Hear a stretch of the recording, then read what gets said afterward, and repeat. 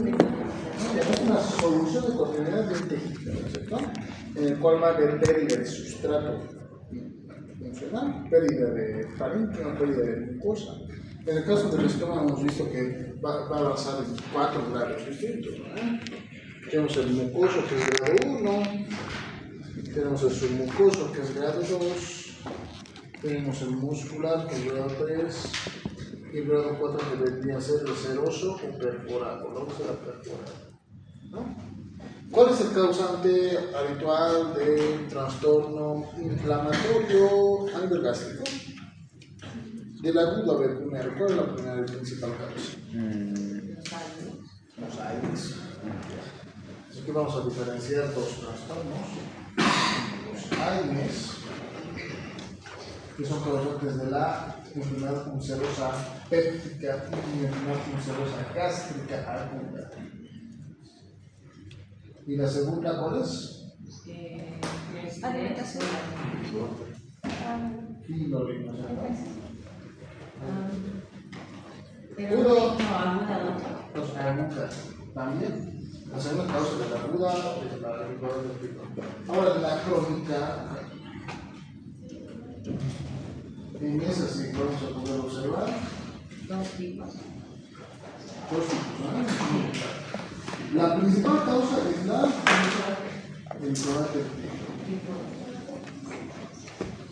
Y la segunda causa, autoinmunidad. Hay otras causas más, puede ser por izquierda, por cáusticos.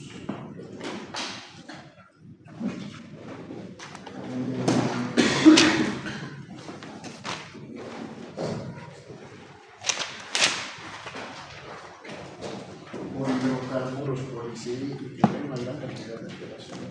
Las pueden se quedar en un proceso ulcerativo agudo. ¿Cuál es la diferencia entre uno agudo y uno crónico? La infiltración. Infiltración. Algunas polinucleares que. Claro, muy bien. El agudo habitualmente es por polinucleares, por células del proceso inflamatorio agudo. Y la crónica habitualmente desencadena un proceso inmune adaptativo con mononucleares. Además, en el adaptativo habitualmente existen trastornos adaptativos. En el inmunitario, en el trastorno crónico, lo que vamos a ver son alteraciones adaptativas. No son la propiedad. Se va a presentar fibrosis, se puede producir enquistación, se puede desencadenar incluso un trastorno que hemos dicho que es el proebio hacia la lesión neoplásica, la metaplasia. La metaplasia de la estructura glandular estómago, metaplasia.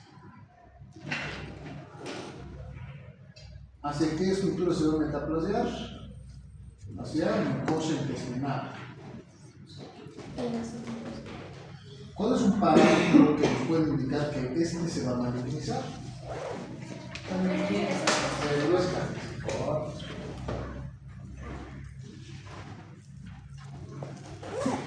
Y posteriormente vamos a ver que esta se va a diferenciar ya en un proceso anaplasia. Se va a tomar anaplasia y posteriormente a la anaplasia vamos a tener la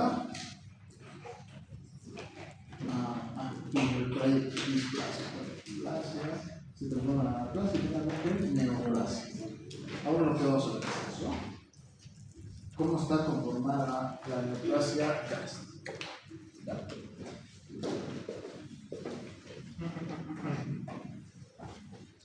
Pues ya vimos cómo es que son las úlceras, la diferencia entre las úlceras gástricas bien circunscritas, bien pequeñas, como si se hubieran impaginado dentro de la mucosa y todas las crestas estuvieran produciendo hasta ahí. ¿No? Habitualmente aquí producen una displasia,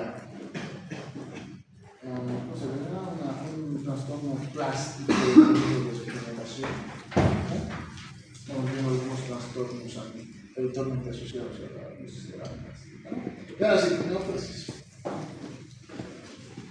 Y sorprendentes, porque no siempre nacen como procesos lesionales bien característico de la democracia, no tienen un ciclo evolutivo. Vamos a hablar de los pólipos. ¿Qué es un pólipo? ¿Qué es lo que es un pólipo? Es una extravasación de las venas. ¿Cómo? Mira, ¿Está? extravasación. Aunque más. No. No, no sé. Es como una. Ya, es un sobrecrecimiento. Ah, sobrecrecimiento. Es una masa tumoral, pero ¿qué características tiene? El pólipo está formado por mucosa, siempre está formado por mucosa. ¿Ya? Entonces va a ser considerado una evaginación de la mucosa hacia el trayecto. Eso es, evaginación de la mucosa. Es como si toda la mucosa se formara en una masa tumoral, pero bien diferenciado. Es bien diferenciado el pólipo. ¿Vean? Habitualmente este forma como una especie de estructura, como si fuera un hongo, un árbol, ¿ya? Porque tiene también partes el pólipo. El pólipo tiene esta forma. Aquí están las glandulitas.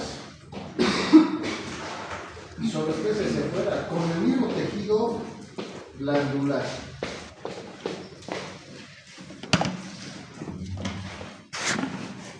Así. Cada mucosa.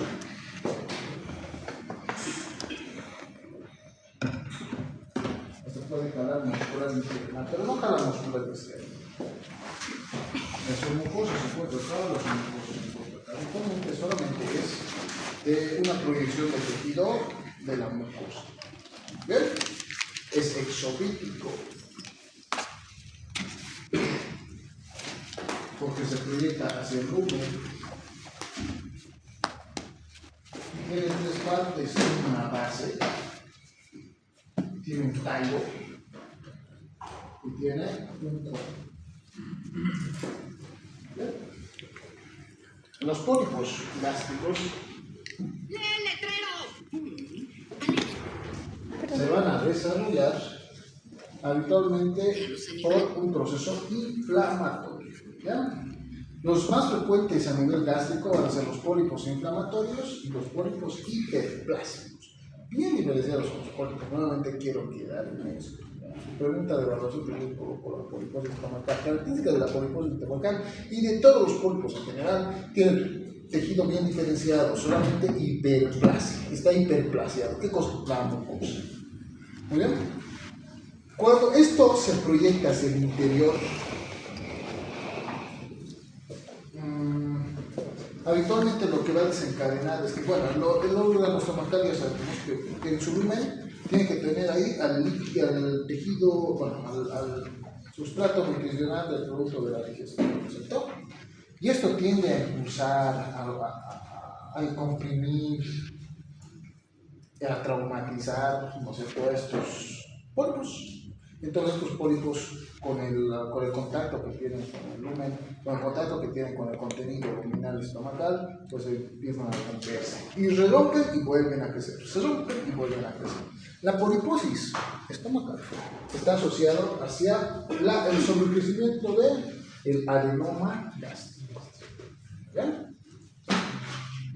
Habitualmente los pólipos se forman por glándulas fúngicas. Eso quiere decir que lo vamos a ver más que todo en la región del fondo gástrico. Aquí está la poliposis. En toda esta zona se presenta. ¿Ya? Habitualmente en esta zona. Respeta un poco a lo que es la región piloide.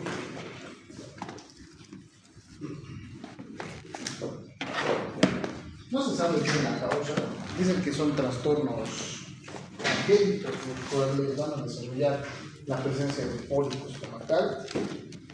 Estos también están asociados a atrofia y metaplasia gástrica. Estos pólipos tienen mayor potencial de dismorfismo, lo cual puede desencadenar que 30% de los pólipos o de la mucosa polipoidea se transforma en cáncer gástrico. ¿Cuál cáncer gástrico? El principal, el más importante del tejido estomacal. Este se va a denominar el adenocarcinoma gástrico.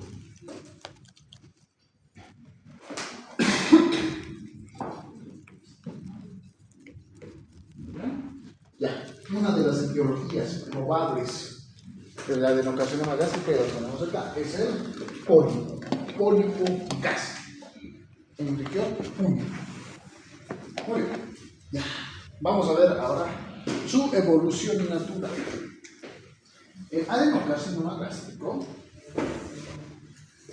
tiene varias causas, tiene varias etiologías. No es solamente la presencia de pólipos, porque un 30% no hace diferencia de procesos como crecimientos malignos. El 70% restante va a estar asociado a trastornos solamente metaplásicos o solamente hiperplásicos, o sea, cambios adaptativos. ¿Ya?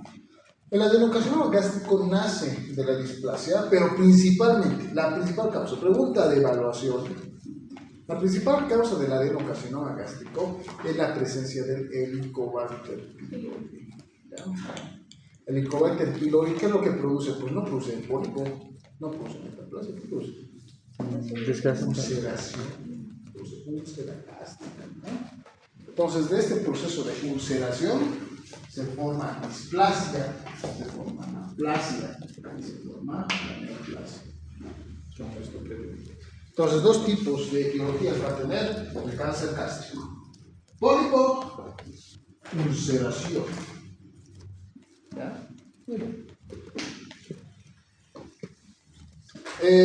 También puede ser de causa viral. El más frecuente nuevamente es el Helicobacter pylori, pero puede ser también causado por el virus del Epstein-Barr.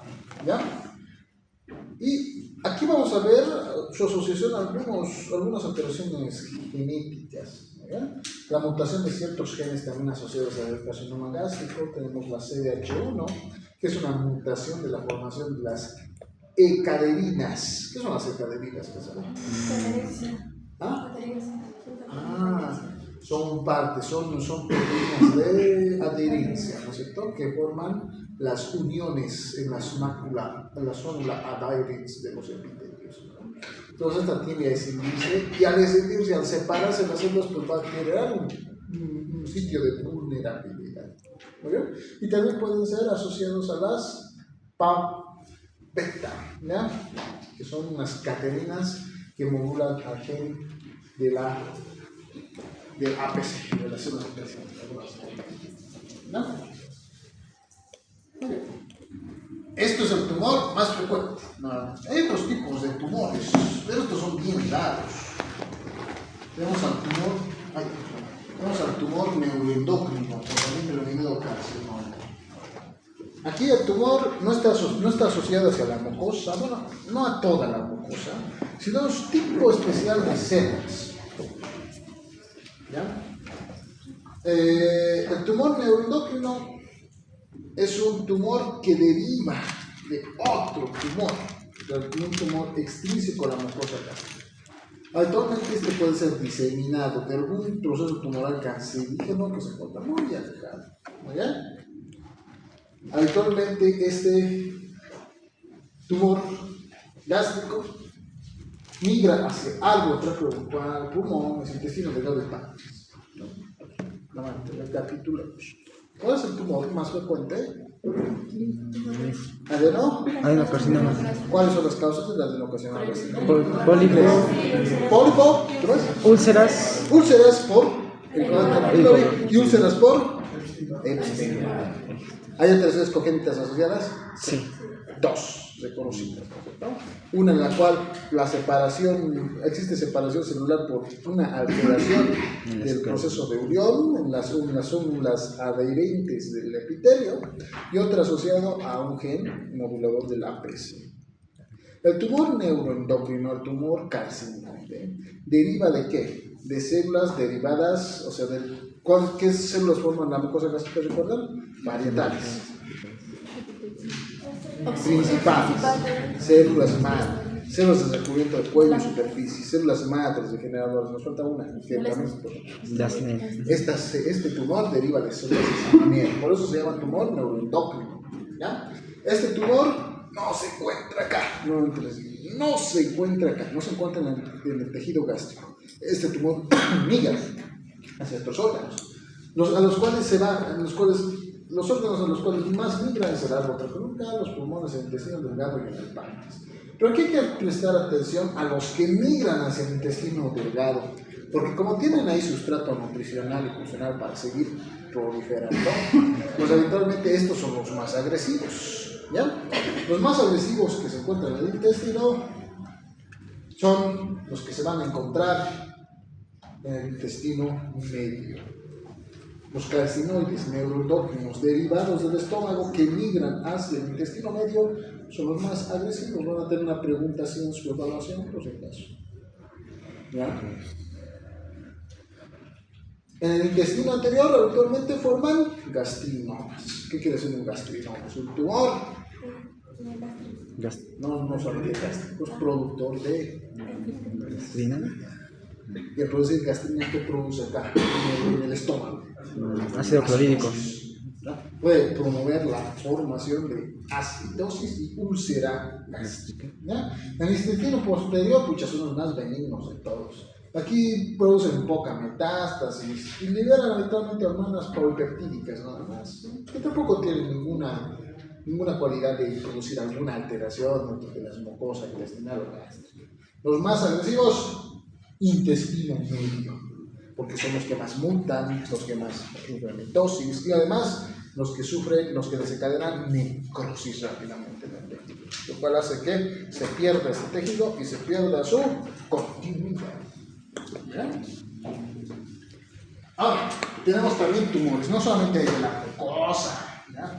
Los tumores de la mucosa ya los más frecuentes, adenocarcinoma. Cuando este migra, tumor de células neuroendocrinas. ¿Dónde migra? Árbol preroncal, intestino delgado. ¿No? En el intestino delgado no se van a olvidar. ¿El más agresivo cuál es? ¿De anterior, medio o posterior? Medio. ¿Por qué? Produce mitosis y mucha mitosis. Hay otros tumores que no son de la mucosa, que no son ni adeno ni son neuroendocrinos, sino que se encuentran acá. Acá tenemos un complejo linfático. Son las placas de Peyerl, ¿recuerdan? Que son nódulos, nódulos normales, nódulos que se encuentran alrededor de las mucosas, asociados al tejido, al tubo gastrointestinal. Eso recuerdan que era el GIST. ¿Ah? ¿Recuerdan que era el GALT? Perdón, el GALT. No. Es el Gut Associated Lymphatic Tissue, es un nódulo linfático, ¿ya? Asociado al tubo digestivo, ¿ya? Entonces, esas son las placas de Peyerl. Son nódulos linfáticos que habitualmente su única función es de mantener la integridad del tejido, activando el proceso inmunitario según se necesite, ¿no?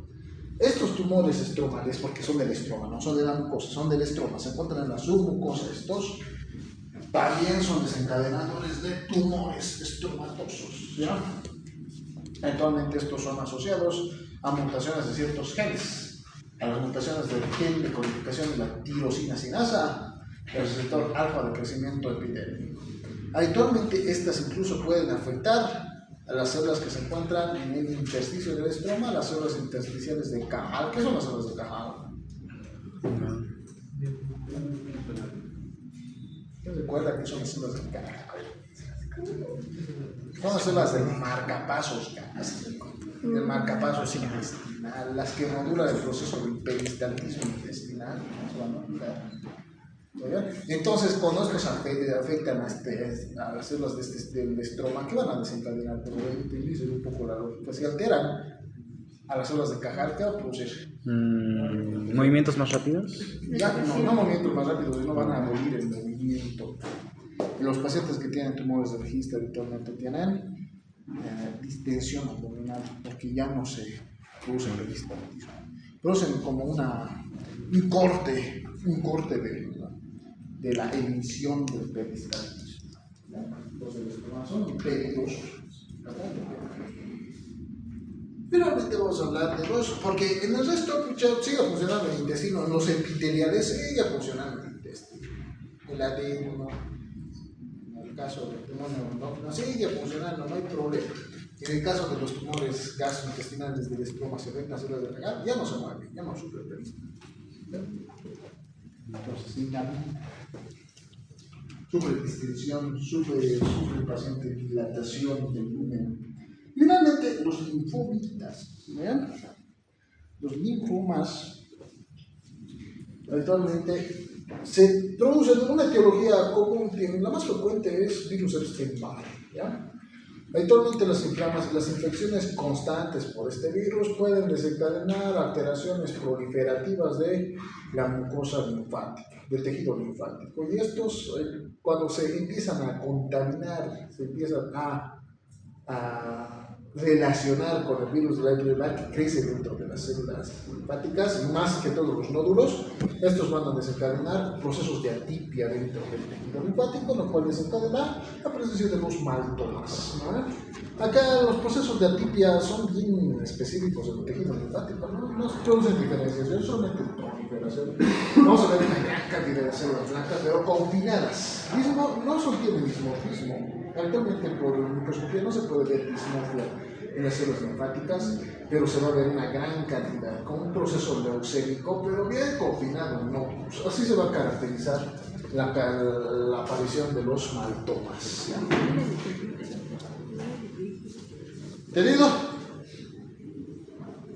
Tumor, ¿cuál es el tumor que nos sorprende? Administración. ¿Cuál es el tumor que prolifera y migra? Migra, metastatiza. Tumor neuroendocrino. ¿Cuál es el tumor que afecta el peristalitismo? ¿Ah? ¿Cuál? Tumor del estómago gastrointestinal. Quistes, ya. ¿Cuál es el tumor que está asociado a cambios estromatosos, pero únicamente asociados al tejido linfático? Esa es la característica más resumida de cada uno de estos tumores. Los linfomas. Estamos viendo el carcinoma intestinal. El carcinoma intestinal es un sobrecrecimiento. Todos los procesos tumorales engloban sobrecrecimiento. Es un sobrecrecimiento poco limitado, no está bien limitado, se puede ver procesos de atipia, ¿no? Células en anillo de sello, se puede ver. Esto es característico de los tumores del adenocarcinoma, ¿ya? Y además, miren, esto es lo que les quería decir, la linitis plástica. La linitis plástica en el proceso tumoral es bien característica. ¿Qué es la linitis plástica? Aplanamiento. Miren, así es la mucosa gástrica, por ejemplo, así es. Bien sinuosa, tiene muchas gritas, muchos surcos, ¿no? Los procesos tumorales no producen eso, los tumores tampoco sobrecrecen mucho, ¿no? Sino que producen que todo se vuelva liso. Se ve liso, eso es la linitis plástica. Alisa toda la mucosa, pucha, ahí ya piensen, ya está sucediendo algo, ya no hay una morfología afín hacia la mucosa gástrica. La linitis plástica. Muy bien. Doc. Aquí estamos viendo los carcinomas del estroma, miren. Los carcinomas del estroma, aquí estamos viendo un nódulo linfático displásico. Aquí podemos ver, como hemos visto previamente también, alteraciones cromáticas. Lo único que se va a caracterizar los linfomas del tumor neuroendocrino es porque las células son iguales. No hay diferencia entre las células, pero sus núcleos habitualmente tienen ese patrón, sal y pimienta. Con puntos de heterocromatismo y eucromatismo, así se ve, mezcladito. Ahí estamos viendo cómo son los pólipos, ¿ven? Los pólipos glandulares únicos. Solamente es mucosa, ¿ven? O sea, la mucosa prolifera hacia la superficie. ¿Qué tal? Su mucosa está delimitada, muscular, acá no está afectada. Podemos ver hacia el exterior un pólipo. Los pólipos habitualmente son así, lesiones exofíticas. Lesiones exofíticas hacia el exterior. El problema es que se rompen, vuelven a crecer, se rompen, vuelven a crecer, se rompen, vuelven a crecer, hasta que ya dejan de crecer de manera normal y se pone un proceso displásico anaplásico. Aquí estamos viendo el proceso de alteraciones ya displasia celular. Aquí este epitelio ya no es gástrico, ya está cambiando, ya está transformándose.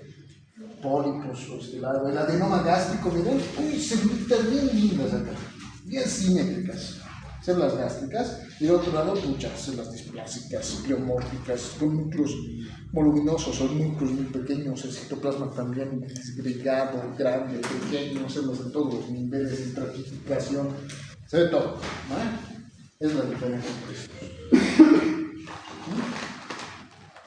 Aquí estamos viendo procesos de poliposis. Estos pólipos, pero no son esto es perdón.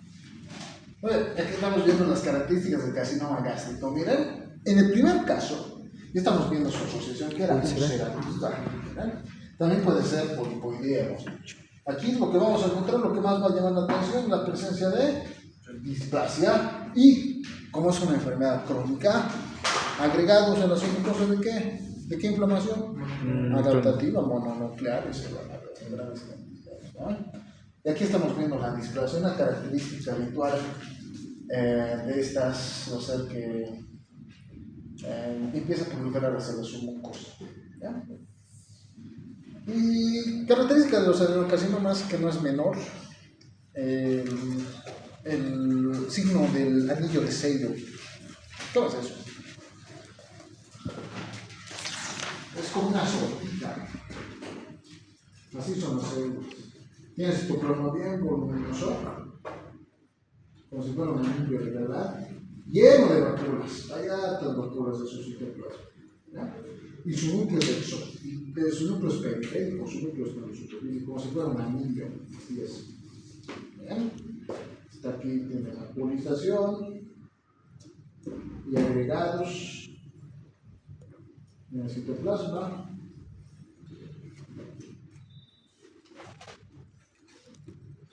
Tienen un núcleo voluminoso periférico.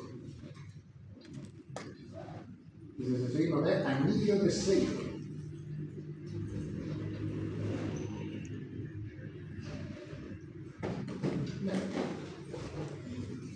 Muy bien.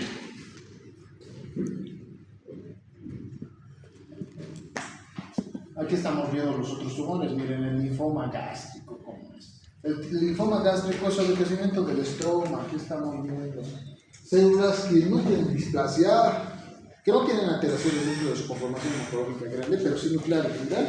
Unas células bien, con puntitos negros y puntitos blancos. ¿Cómo se llama eso?